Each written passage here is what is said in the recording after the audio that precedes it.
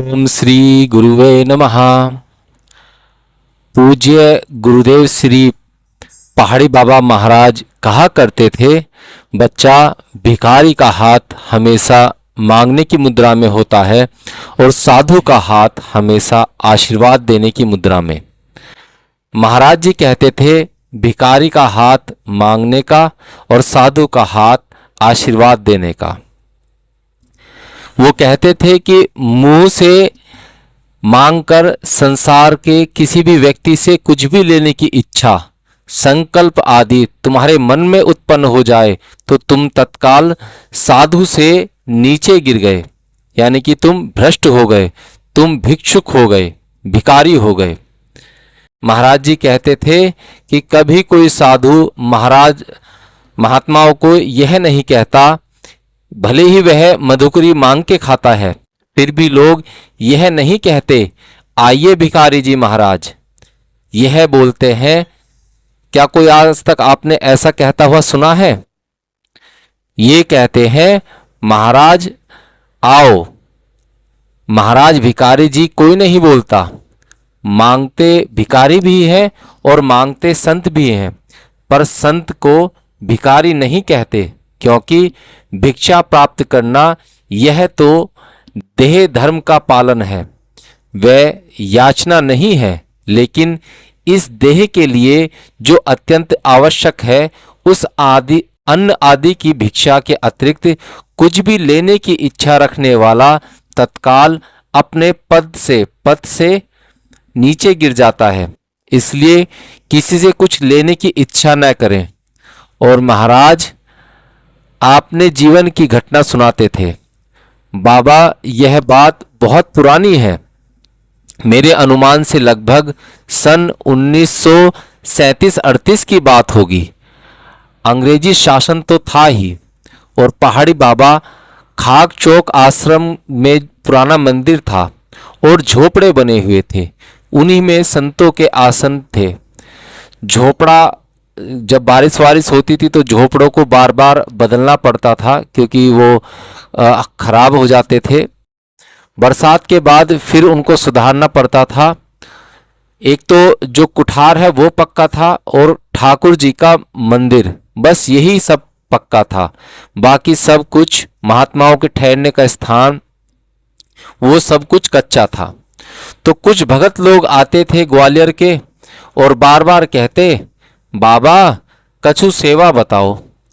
तो महाराज जी के मन में आया कि चले भक्त को कहें कि तुम बार बार सेवा के लिए कहते हो, तो हमारे स्थान में संतों को लेटने के लिए टीन से डलवा दें, तो संतों को जो है वो सुविधा हो जाएगी। तो सवेरे ठाकुर जी की सेवा करके चले और पहुंच गए ग्वालियर। उस समय ट्रेन वगैरह भी कम चलती थी और महाराज लकड़ी से झोंकने वाली ट्रेन चलती थी उस समय। उनमें लकड़ी डालते थे, लकड़ी जलाते थे। तो उस ट्रेन से महाराज जी ट्रेन में ग्वालियर पहुंचे। जिस व्यक्ति के यहाँ पहुंचे कुछ लेने की इच्छा से, वह वैश्य था और अपनी गद्दी पर बैठा था। महाराज जी जैसे ही पहुंचे तो वह अपनी गद्दी से उतर गया और कहने लगा, आओ महाराज आओ। और अपना गद्दी पे से उतरकर उसने अपना कंबल उस गद्दी पर बिछा दिया। विराजो महाराज। महाराज जी बैठ गए। कैसे पधारे महाराज जी? और ये बार बार कहता रहा कि कुछ सेवा बताइए। तो उसने इस तरह से बार बार कहा था। तो उन्होंने कहा, हमारा मन है टीन से यदि डल जाए, यहाँ झोपड़ी जो है वो बार बार उसकी वजह से परेशानी होती है संतों को। तो इतना सुनते ही वो जो महानुभाव थे वे महाराज जी की तरफ पीठ करके दूसरी तरफ अपना मुंह कर लिया और पीठ कर दी उन्होंने महाराज जी की तरफ। और व्यवहार की बातों में वो व्यस्त हो गए, यानी कि अपने ग्राहकों से, अपने मुनि वगैरह से चर्चा करने लगे। महाराज जी को कोई उत्तर नहीं दिया। उधर से उन्होंने पीठ कर लिया महाराज जी। और महाराज जी तो बहुत स्वाभिमानी व्यक्ति थे, साक्षात नरसिंह भगवान थे। हम तो उनको नरसिंह भगवान के रूप में ही अनुभव करते थे। वो कहाँ इतनी देर बैठने वाले और सहन करने वाले। जैसे ही भगत ने पीठ दिखाई, सोई महाराज जी उठे। 5-7 मिनट तो वहां बैठकर उन्होंने थोड़ी देर प्रतीक्षा की कि शायद कोई जरूरी बात हो, अपने काम में लगे हुए हों, लोक व्यवहार में लगे हों। पर जैसे ही उन्हें लगा कि वो हमारी उपेक्षा कर रहे हैं, तो वो वहां से उठ लिए और पैदल चल करके रेलवे स्टेशन पहुंचे। फिर रेल में जो भी रेल तैयार थी, वहां उसमें बैठकर वो मथुरा आए और मथुरा से पैदल चलकर वृंदावन आए। तो सवेरे के लगभग वो जो है ठाकुर जी का चरणामृत लेकर गए थे, कुछ खाया पिया नहीं था, और रात्रि को लौट के आए तो 12 बज गए थे। मथुरा से पैदल चलकर आए वृंदावन रात्रि को, तो 12 बज पहुंचे। बीच में कहीं जल भी नहीं पिया। और आप विचार कर सकते हैं, महीना भी जेठ का था, जो जेठ मास में कितनी गर्मी होती है। महाराज जी ने दिन भर कोई पानी भी नहीं पिया और कुछ भी खाया पिया नहीं, और वहां से लौट के आए। वहां से जब लौट कर आए तो उनका जो, क्योंकि उन्होंने रास्ते में कहीं पानी भी नहीं पिया था, तो उनका जो है तालू भी ऊपर चिपक गया था, और प्यास के मारे वो कुएं से बाल्टी खींच रहे थे। वो कुआं अभी भी खाक चौक में है। कुएं से पानी खींचकर महाराज जी ने पहले तो खूब स्नान किया, और उसके बाद फिर खूब जल पिया, और वही जल हाथ में लेकर संकल्प किया कि हे रघुनाथ जी, आपके नाम से लंगोटी लगाई, साधु बने, और अपना किसी के सामने हाथ न फैलाने का व्रत लिया, और अपना व्रत भंग करके हम केवल टीन शेड डलवाने के लिए हम उस वैश्य के पास गए। अब हम यह प्रतिज्ञा करते हैं, आपके चरणों में जीवन के अंतिम श्वास तक कभी भी किसी संसार के मनुष्य से क्या, किसी भी इंसान से, किसी भी व्यक्ति से किसी भी प्रकार की कुछ लेने की इच्छा नहीं करेंगे। मांगने की बात तो बहुत दूर की है, हम कोई इच्छा भी नहीं करेंगे। इस संकल्प क्या को लेते ही उन्हें कुछ शांति मिली। हमने जो ये त्याग किए हैं, तो हम ये जो साधु बने हैं, हम क्या टीन शेड डलवाने के लिए बने हैं, मकान बनवाने के लिए बने थे साधु? हम तो भजन करने के लिए साधु बने थे। तो टीन शेड डाले डले या डले, अरे पुरखों जो हमारे पुराने संत हैं वो सब झोपड़ी में ही अपना समय जीवन बिताकर चले गए, तो हमारा भी जीवन इन झोपड़ियों में बीत जाएगा। टीन शेड की क्या जरूरत, अपने को न डले, याचना नहीं करनी। सो कहते जैसे यह संकल्प किया तो उनको बहुत शांति आ गई, और जल पी करके फिर वो विश्राम में चले गए। वो जो वैश्य थे भैया जी, तीसरे दिन उसके परिवार के वही महानुभाव जिन्होंने पीठ दिखाई थी महाराज जी को, वही महानुभाव आकर साष्टांग महाराज जी के चरणों में पड़ गए और जोर जोर से रोने लगे। महाराज जी ने कहा, कहो क्या हो गया? बोले, महाराज पता नहीं क्या हो गया, जब से आप वहां से आए हैं हमारे घर में सब मरणासन पड़े हैं। लगता है कि अब कोई बचेगा ही नहीं। हमारे परिवार में सब चक्कर खा खा कर गिर रहे हैं और बेहोश पड़े हैं। पता नहीं क्या हो गया। तो महाराज जी हंसने लगे। महाराज जी बोले, अरे राम राम राम, बड़े दुख की बात है भैया, तुम हमारे ऊपर शंका कर रहे हो। भगत जी, तुम हमारे ऊपर शंका कर रहे हो कि हमने कुछ कर तो नहीं दिया। हमने कभी आज तक किसी भी प्राणी के अनिष्ट का चिंतन अपने मन से नहीं किया, और ना ही हम कोई जादू टोना जानने वाले हैं, और ना ही तंत्र मंत्र करने वाले हैं। हम तो सीधे साधे राम राम करते हैं। तो अब राम जी की लीला राम जी ही जाने। हाँ, यह बात जरूर है कि हम बड़ी आशा से आपके पास गए थे, और वह आशा हमारी पूरी नहीं भई, और तो हमें बड़ी पीड़ा हुई, हमें दुख तो बहुत हुआ। यहाँ लौट के हमने पानी पिया और संकल्प किया कि अब हम किसी के सामने कुछ नहीं मांगेंगे। तब से हमें बड़ा सुख है और हमने निश्चय कर लिया कि हमें कुछ नहीं करना है भजन को छोड़ के। दूसरा काम अब कुछ नहीं, अब किसी से कुछ मांगना नहीं, इच्छा भी नहीं करनी।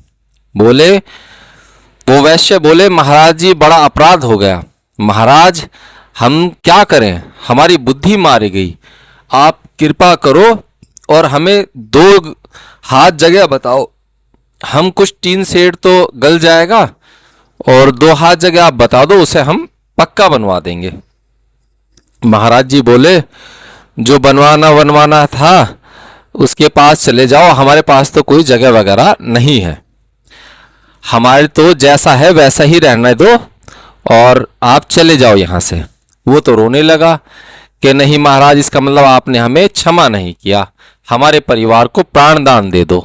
तो महाराज जी कहते हैं कि अब कुछ तो कह के पिंड छुड़ाना था, तो वहीं पर धुनी थी, धुनी में से उन्होंने भभूत उठाकर उससे कहा कि ये ले जाओ और सबके माथे पर लगा देना, ठीक हो जाएंगे, लेकिन बनाने का हमसे कोई अब आवश्यकता नहीं है, ले जाओ, जाओ यहाँ से लेकर अपने घर चले जाओ। और महाराज जी आश्चर्य हुआ, उसने जाते ही वो भस्म अपने सभी परिवार के घर माथे पे लगाई और सबके सब लोग ठीक हो गए। फिर उन्होंने यहाँ पर ये जगह बनवाई। अब तो खैर वो सब विसर्जित होकर नया बन गया है, नया निर्माण हो गया है और टीन शेड नहीं, उन्होंने सारा का सारा निर्माण ही पक्का करवाया। उन्होंने लगभग पूरे स्थान का निर्माण, जो पुराना स्थान जितना था, नीचे का पुराना पंगत घर, रसोई घर, संत निवास, सब उन्होंने बनाया। एक ही व्यक्ति ने जब इच्छा की तब टीन शेड के लिए भी हाँ नहीं किया और जब संकल्प त्याग दिया तो बिना संकल्प के ही सब कुछ हो गया। और विलक्षण बाद, उसके बाद एक विलक्षण बात और हुई कि एक अकाल पड़ा और उस अकाल में अन्न नहीं मिल रहा था और सावन भादों का उत्सव का समय आ गया था। तो 20-25 महंत वृंदावन के जो है संत समाज के लोग अंग्रेज कलेक्टर से मिलने मथुरा गए और महाराज जी अंग्रेजी जमाना था, उन्होंने कलेक्टर से जाके कहा कि हम महाराज जी उत्सव आ रहा है, थोड़ा अन्न की व्यवस्था हो जाए। तो अंग्रेज कलेक्टर बोला हम कुछ नहीं सुनेगा, जो गेहूं खाएगा वह गोली खाएगा, जो गोली खाएगा वो गेहूं खाएगा, कह के वो भीतर चला गया। मानो उसके कहने का मतलब था कि तुमको गेहूं खाना है तो साधुओं को तो गोली खाओ, माने फौज में भर्ती हो जाओ, युद्ध करो, लड़ाई लड़ो तो रोटी खाने को मिलेगी, नहीं तो नहीं मिलेगी। जो गेहूं खाएगा वह गोली खाएगा और जो गोली खाएगा वह गेहूं खाएगा। यह जो बात है वो सन 1942 की है महाराज जी। तो महाराज जी ने कहा कि राम राम बताओ, हम 20-25 महंत गए थे और उस अधिकारी ने तो हमें लौटा कर आ गए। अब हम सब अपने ऊपर, महाराज जी का जो है इन बातों का बड़ा प्रभाव पड़ता था, वो जो है ऐसी ऐसी बातों को बड़े अपने जल्दी दिल से लगा लेते थे। महाराज जी लौट के आए, बोले अरे राम राम, हम राम जी के सहारे राम जी का दरबार छोड़कर एक अंग्रेज के पास गए अन्न को मांगने के लिए, धिक्कार है हमको, राम राम राम, लोगों के बहकावे में आ गए, अब अन्न की आशा जो है वो त्याग देते हैं। और 1942 में उन्होंने अन्न का त्याग कर दिया, यानी कि ठाकुर जी को तो हम अन्न का भोग लगाएंगे पर आज से हम जो है वो अन्न का त्याग कर देते हैं। तो उन्होंने 1942 में अंग्रेजी समय में ही अन्न का त्याग कर दिया और 2003 तक अन्न का स्पर्श नहीं किया। मध्याह्न में 24 घंटे में एक बार 1.5 छटाक साग और शाम को 1.5 पाव दूध, यही उनका 1942 से लेकर 2003 तक यही आहार रहा। पाव भर से अधिक कोई वस्तु अपने पेट में कभी उन्होंने जाने की अनुमति नहीं दी। महान योगी राज थे और लगभग 125 वर्ष की आयु में उन्होंने भगवत धाम पलायन किया।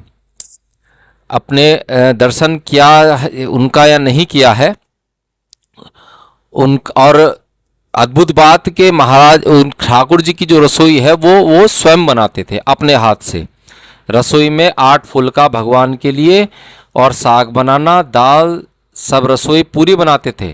ठाकुर जी का साग का प्रसाद थोड़ा सा लेते थे बस, अलग से कोई फलहार नहीं, सब्जी प्रसाद व 1.5 छटाक साग, 1 छटाक हाथ में ले ली, फिर ठाकुर जी की कटोरी से फिर आधा छटाक ले ली और साग खा के हो गया उनका फलहार। और ठाकुर जी ने एक बार परीक्षा ली, देखो प्रतिज्ञा क्या था कि हमको किससे कुछ नहीं लेना है। महाराज जी बीच में कोई फलहार वगैरह कुछ भी नहीं करते थे। ठाकुर जी ने फिर एक बार परीक्षा ली कि देखिए इसने प्रतिज्ञा कर ली है कि कुछ नहीं लेना है, तो उसके बाद यह घटना घटनी। तो अन्न भी छूट गया। ठाकुर जी की तो भोग लगाएंगे, लेकिन अब अपने ऊपर अन्न का प्रतिबंध कर देते हैं और उन्होंने उसका प्रतिबंध भी कर दिया। एक बार ऐसी स्थिति आ गई कि ठाकुर जी को केवल चावल का भोग लगा। दही भात और कुछ जमुना जी के किनारे से भाजी उतार लाए थे। उसी भाजी एक और 1 फूटी कौड़ी स्थान में नहीं। दही भात और भाजी यह ठाकुर जी को भोग लगाया और दूसरे दिन के लिए ठाकुर जी के भोग के लिए लगाने के लिए कुछ भी नहीं था। महाराज जी प्रतिज्ञा कर चुके थे कि ना 1 मुट्ठी अन्न किसी से मांगेंगे और ना 1 रुपया किसी से मांगेंगे। तो ठाकुर जी के भोग कैसे लेगा? जब भोग उस जो है सराहने आए, यानी कि उन्हें खिलाने के लिए आए, तो ठाकुर जी से मन ही मन वो कहने लगे, उनका श्रृंगार उतार रहे थे। जब ठाकुर जी को भोग लगाया जाता है तो उनकी मुरली, धनुष बाण वगैरह सब एक तरफ रख दिए जाते हैं, श्रृंगार वगैरह। और खाक चौक में आज भी वही ठाकुर हैं जो पहले थे, है ना। उनके धनुष बाण बढ़ा दिए जाते हैं, तब भोग लगाते हैं। मुरली, धनुष बाण सब अलग कर दिया जाता है, तब ठाकुर जी और आचमन कराया जाता है। यही पद्धति है। तो भोग लगाते लगाते ठाकुर जी से महाराज जी मन ही मन कहते गए कि सुन लो कान खोल के, हम हाथ तो पसारेंगे नहीं किसी के सामने। रही आपके राग भोग की बात, तो स्थान में एक गैया है, दिन भर गैया चराएंगे गंगा जी के पल्ली पार जाकर, और जमुना किनारे गैया चरा के खूब चकाचक दूध का भोग आपको लगाएंगे, दही का भोग लगाएंगे, मठा का भोग लगाएंगे, मक्खन का भोग लगाएंगे। अब अन्न की तो राम राम। आपको अन्न का भोग लगाना हो तो अपना जुगाड़ खुद करो, हम तो किसी से कहने जाएंगे नहीं, किसी से मांगने वाले हैं नहीं। ऐसा मन ही मन ठाकुर जी से कह गए। और जब भोग सराने आए ठाकुर जी का, तो खाक चौक के ठाकुर जी के वहां पर चौखट पर 2 रुपया रखे हुए थे। ये भी घटना 1942 की ही है। तो उस जमाने में सेठ साहूकार जो थे वो चवन्नी चढ़ाते थे, नहीं तो आम जनता जो थी वो धेला पाई चढ़ाती थी। धेला चलता था, पाई चलती थी। और कोई राजा आता तो वो रुपया चढ़ाता था। 1 रुपया चढ़ाने वाले को राजा माना जाता था। महाराज जी सुनाते थे। तो महाराज जी ने एक संत रहते थे खाक चौक में, उनका नाम था श्री दामोदर दास जी। वह ठाकुर जी के दरवाजे पर बैठते थे। तो महाराज दामोदर दास, हाँ महाराज, अरे भाई कौन आया भेंट, कौन चढ़ा गया 2 रुपया? तो बोले महाराज जी यहाँ तो कोई मक्खी भी नहीं आई। वो जो है ब्रज भाषा थे, तो यहाँ तो कोई मक्खी भी नहीं आई, इंसान तो कोई क्या आएगा, तो कौन ये 2 रुपये चढ़ा गया, है ना। तो महाराज जी समझ गए कि कोई मनुष्य तो यहाँ आया नहीं, तो ठाकुर जी से ही कह गए थे भाई तुमको भोग लगाना है तो व्यवस्था कर लो। ठाकुर जी ने 2 रुपये दिए। अब कहाँ से ठाकुर जी जाने तो कहते, उस समय 1 रुपये के 32 सेर तो चने आए। कितने? 32 सेर। और बाकी 1 रुपये में दाल चावल और जो ठाकुर जी का भंडार था वो 2 रुपये में पूरा भर गया। और कहते हैं कि उस दिन से खाक चौक में कभी भी भंडार खाली नहीं हुआ। अब आप सोच रहे होंगे कि ये सब बातें हम आपको क्यों सुना रहे हैं। तो हमारे सुनाने का प्रयोजन यही है कि वस्तुतः भगवत शरणागत भक्त को कभी किसी से कुछ नहीं चाहिए। भक्त का सबसे पहला लक्षण है निरपेक्ष मुनीम सताम नरवेश समदर्शी अनुजा नित्यम पूज्य, यानी कि कभी उसे किसी से मांगने की कोई इच्छा नहीं रखनी चाहिए। भगवान ही सब कुछ करने वाले हैं, यही प्रतिज्ञा करो। तुम्हें किसी से कभी भी कुछ भी मांगने की आवश्यकता नहीं पड़ेगी। हरिओम।